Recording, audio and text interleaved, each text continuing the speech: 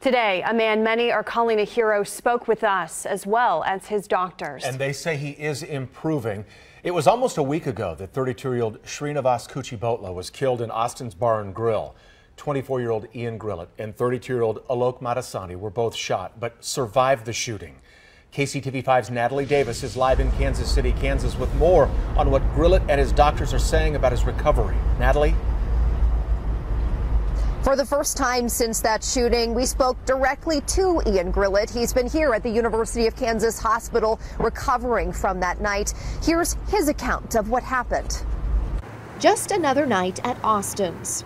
Just kind of hanging out, having a good time, having a little bit of dinner, drinking a couple beers, catching up. Ian told us he intervened during a conflict and escorted Adam Purinton out of the restaurant. But he says 20 to 30 minutes later, he returned with a gun. We all got on the table, and after he was done shooting, I thought he was out of rounds. Obviously, like you guys have heard, I need to learn my counting skills a little better.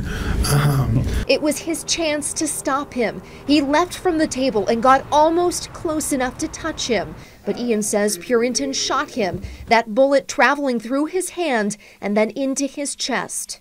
I got a cool souvenir. He jokes to break the tension, but the truth is that bullet narrowly missed his carotid artery. He couldn't hide his emotion.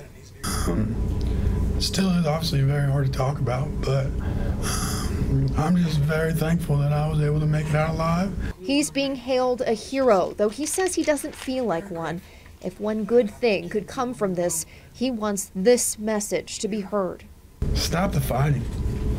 Love one another.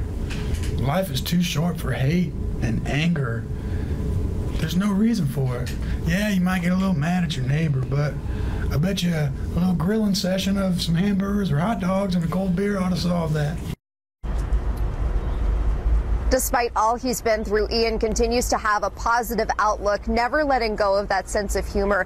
He's received a lot of love locally and across the globe. His doctor today actually called him the darling of India. They love him so much over there.